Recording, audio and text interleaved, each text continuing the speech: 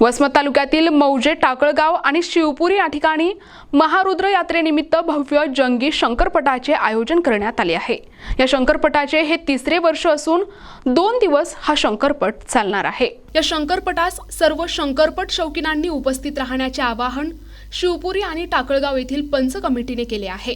पंच कमिटी महादू झुंझुर्डे, भिकाजी झुंझुर्डे, महाशिवराव झुंझुर्डे, गजानन पप्पलवाड, अनिल पुरी, सचिन पप्पलवाड, माधव झुंझुर्डे, अवधूत झुंझुर्डे, नितीन गुरु लांडगे, रोहिदास सईम, शंकर घाटोळ, तुकाराम झुंझुर्डे आदी सर्व ग्रामस्थ गावकरी मंडळी, टाकळगाव, शिवपुरी तालुका वसमत, जिल्हा हिंगोली यांची उपस्थिती होती।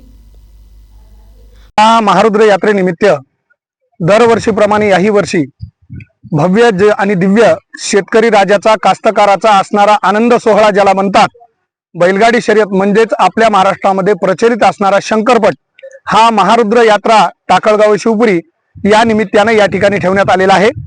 3 व 4 2 दिवस, गुरुवार व शुक्रवार असा 2 दिवस हा जंगी शंकरपटाचा या ठिकाणी सामना होणार आहे। आणि सांगायचं जर झालं तर या बैलगाडा शर्यतीमध्ये, या शंकरपटामध्ये भाग घेण्यासाठी आपल्या या टाकळगाव नगरीमध्ये नगरून बैल आलेले आहेत।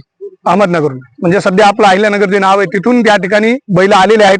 त्याचबरोबर सायखेडा, त्याचबरोबर यवतमाळ आहे, कळंबी आहे,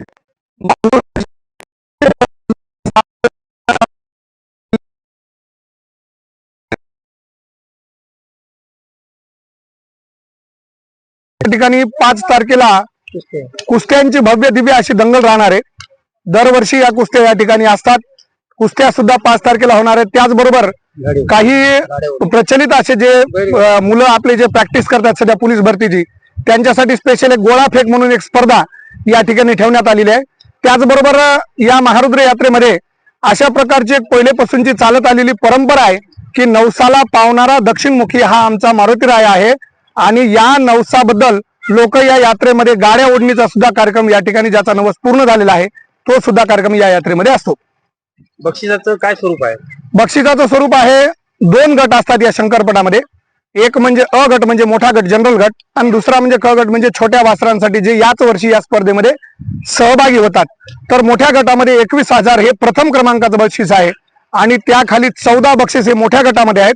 आणि छोटा गट जो आहे, जो क गट, त्याच्यामध्ये 15,000 रुपयाचं प्रथम क्रमांकाचं बक्षीस आहे आणि शेवटपर्यंत 14 बक्षीस आहेत।